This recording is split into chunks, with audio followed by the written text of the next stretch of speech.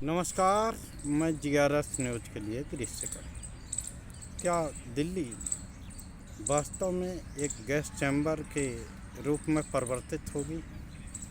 ये सवाल मैंने इसलिए पूछा कि हाल में ही मुख्यमंत्री उत्तर प्रदेश योगी आदित्यनाथ जी ने दिल्ली को लेकर एक सार्वजनिक सभा में बयान दिया कि किस प्रकार से वहाँ लोगों की सांसें घुट रही हैं, लोग बीमार हो रहे हैं।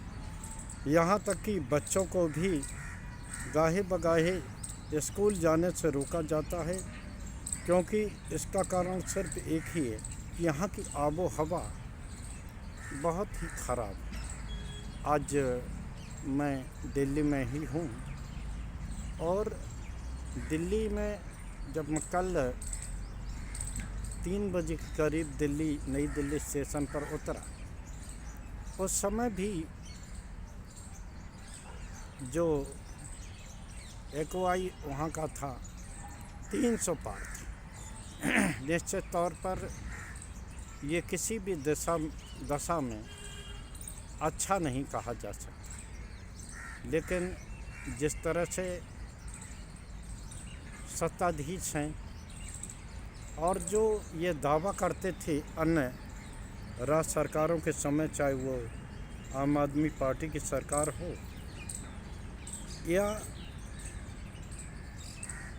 दशकों पूर्व कांग्रेस की सरकार रही हो, उस समय ये कहते थे कि इन लोगों ने दिल्ली का कबाड़ा कर दिया है, अगर वो आएंगे तो दिल्ली को एक स्वच्छ और साफ सुथरी दिल्ली बनाएंगे। कूड़े के पहाड़ का भी जिक्र होता था, लेकिन कल मैं जब फरीदाबाद जा रहा था, वहाँ भी मैंने कूड़े के पहाड़ देखे।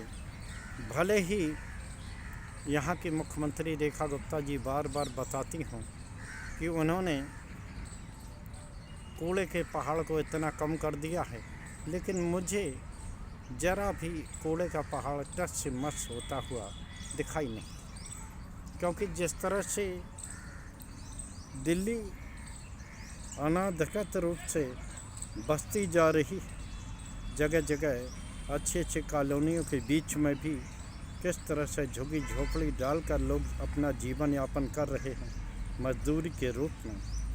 सड़कें थोड़े दिन साफ सुथरी दिखती हैं, इसके बाद फुटपाथों पर किस तरह से झुग्गियों और दुकानों का जंगल जम जाता है, ये किसी से छुपा हुआ नहीं है।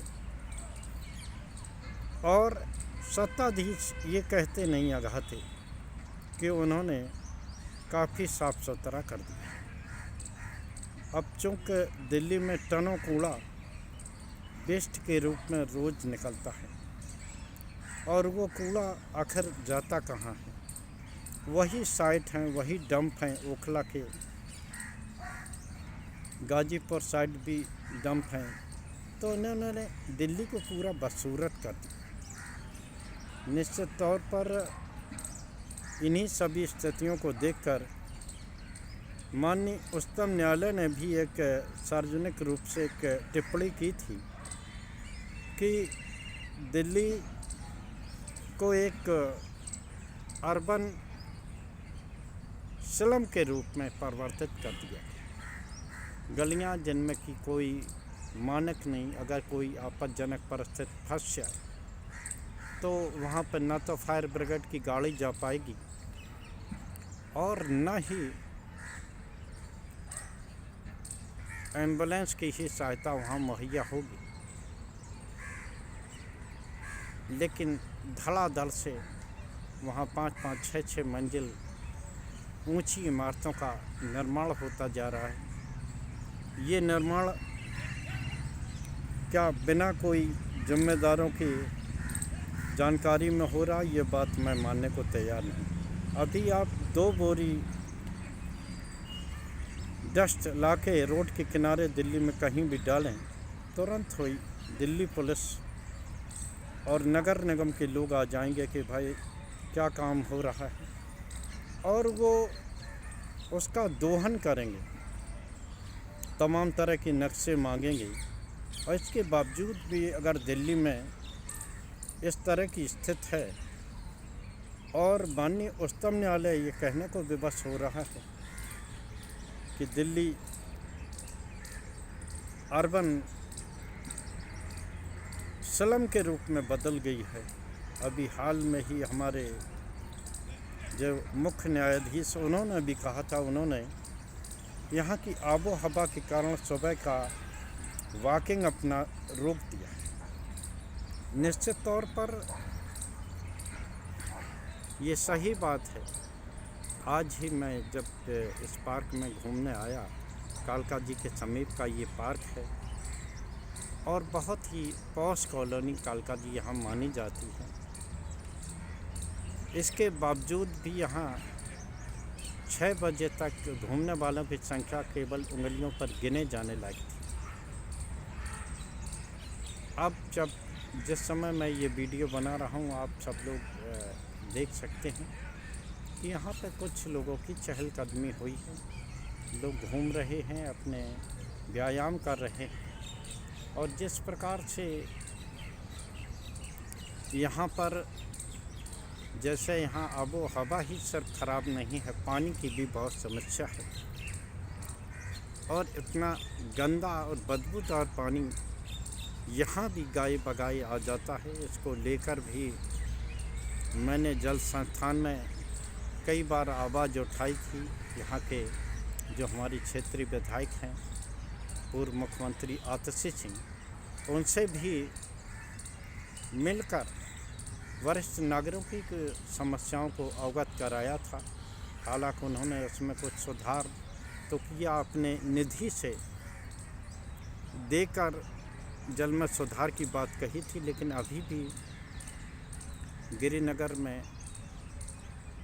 और अन्य जगह पर जिस तरह पानी की समस्या बनी हुई है, वो ये दिखाने को काफ़ी है कि अभी भी कोई सुधार होता हुआ दिखाई नहीं देता। जिस तरह का वहाँ दबाव है और अधिकांश लोग देश के विभिन्न जगहों से दिल्ली में आ रहे, मुझे नहीं लगता कि यहाँ की हवा सुधरेगी, क्योंकि जिस तरह से बेतरकीब ढंग से खड़े वाहन, अनियत नियंत्रित ट्रैफिक और रहने के लिए जो निर्माण हो रहा है, अनप्लान्ड निर्माण, उसने दिल्ली की स्थिति खराब कर दी है। निश्चित तौर पर कोई भी राज्य हो, अगर इस तरह का दबाव उसके ऊपर आबादी का बढ़ेगा तो निश्चित तौर पर कोई भी इसमें सुधार नहीं कर सकता।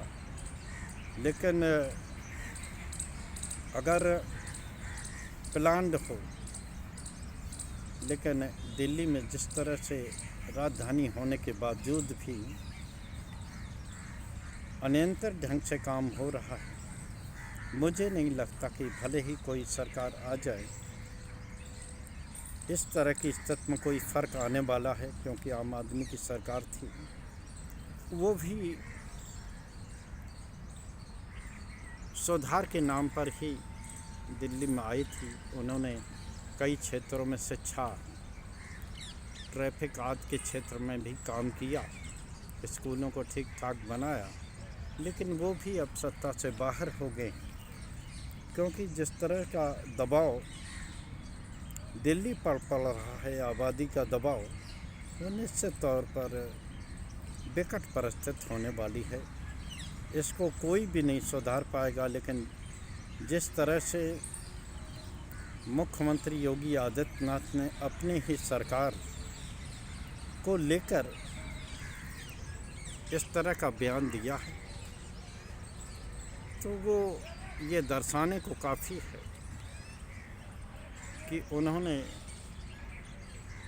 ये बयान हल्के में तो नहीं दिया होगा। निश्चित तौर पर ये उसके लिए हम एक ये अलग से